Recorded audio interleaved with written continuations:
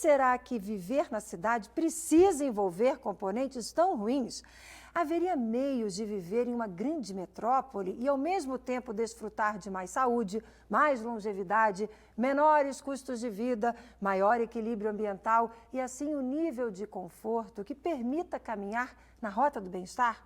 O projeto USP Cidades Globais pretende responder a essas perguntas que eu acabei de fazer. Para isso, vai usar o conhecimento da própria universidade e também de colaboradores do Brasil e do exterior. Quem vai contar como é que está sendo feito esse trabalho é o professor de Medicina da USP, Paulo Saldiva. Oi, professor. Oi, Márcia, que prazer estar aqui. Prazer é todo nosso em recebê-lo, sempre, né?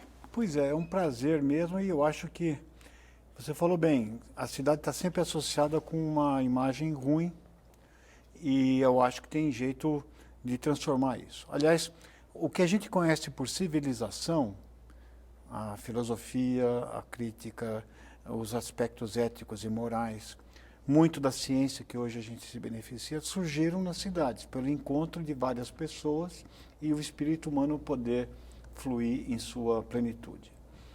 Então, nesse estudo, a gente acha que, colocando vários e descobrindo conexões não percebidas, obviamente, tão claramente, você conseguiria fazer políticas públicas onde o bem maior, o que unificasse todas as políticas urbanas, fosse qualidade de vida, bem-estar e saúde.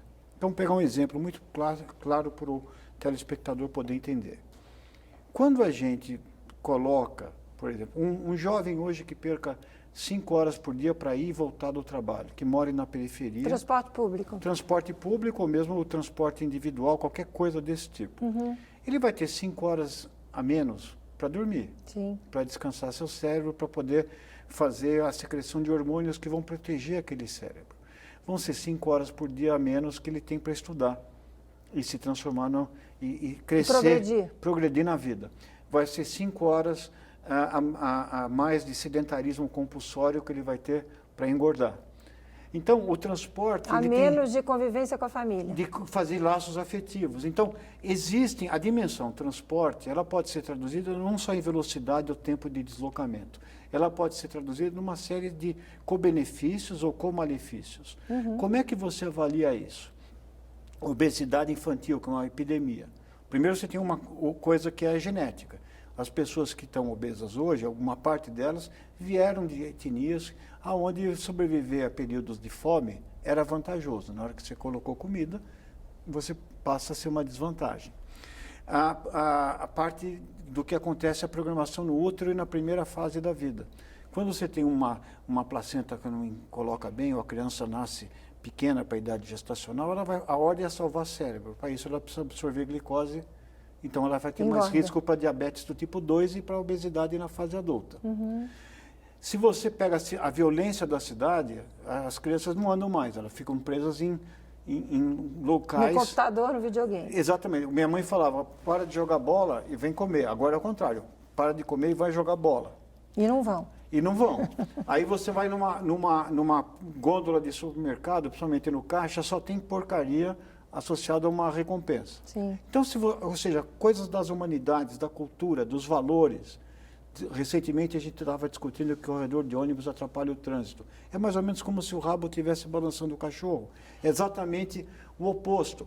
Quer dizer, você tem que então ter um pensamento que envolve desde ciências duras, como física, química, geologia, até coisas como geografia, antropologia, e entender a linguagem dessas pessoas e os valores que estão embutidos nesse sistema urbano. E nesse projeto da USP, na prática, como é que vocês estão elencando essas situações e como é que vocês pretendem melhorar a qualidade de vida na cidade? Bom, quem quiser saber um pouquinho, a gente já tem um cartão de visita na revista do Instituto de Estudos Avançados. Uhum. Se você procurar o Instituto de Estudos Avançados da USP, tem uma revista e tem um dossiê das metrópoles que propõe isso. Como morar longe, como morar perto, como é que se orienta o planejamento urbano tendo em contato valores fundamentais. Porque, sabe, Márcia, eu acho que depois de trabalhar com isso muito tempo, e eu tenho o duvidoso privilégio de ver as pessoas, eu sou um patologista, eu faço autópsia, eu vejo as marcas da cidade nos corpos das pessoas.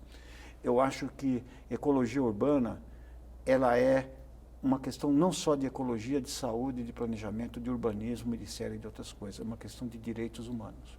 Porque você priva certas pessoas de direitos fundamentais, como se desenvolver como cidadão, guardar a sua saúde. Por exemplo, quando a gente está indo para a periferia, do centro para a periferia, você perde mais ou menos 3 a 4 meses de expectativa de vida a cada 3 estações do metrô. Ou seja, as condições desse ambiente social, as dificuldades de acesso, elas vão fazer com que você morra antes do combinado.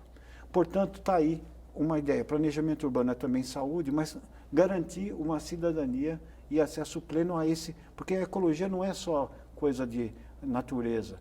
O espaço construído é o habitat natural dos homens.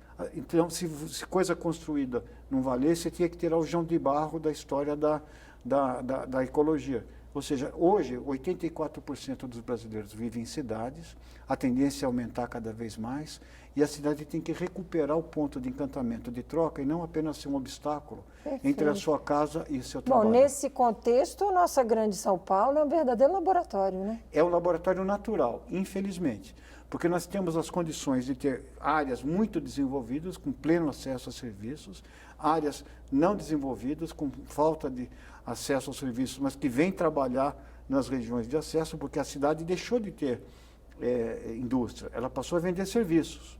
Com isso, você vai provocando um deserto no centro, porque a locação comercial aumenta o caro e as pessoas vão mudando para fora.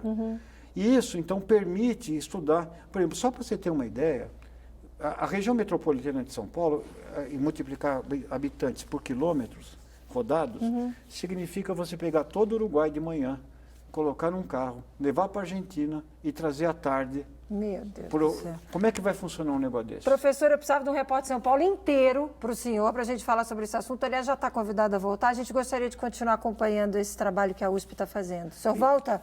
Volto e vamos falar da Sociedade Protetora do Ser Humano. Para quem está em casa, convide para ter acesso à revista. Chega aonde na revista? Qual é o site? Você põe no Google IEA, que é Instituto de Estudos Avançados, USP. Tá. Aí você chega na revista, ok, e lá você vai ter, no último número, tem um dossiê das metrópoles. Perfeito. Onde os conceitos básicos estão escritos numa linguagem, numa narrativa que qualquer um pode entender. Professor Paulo Saldiva, é sempre um prazer recebê-lo. Muito obrigado pelas informações. É claro, o senhor volta. Obrigada pela participação. Uma ótima tarde. Eu que agradeço profundamente e parabéns pelo trabalho. Bacana, obrigada.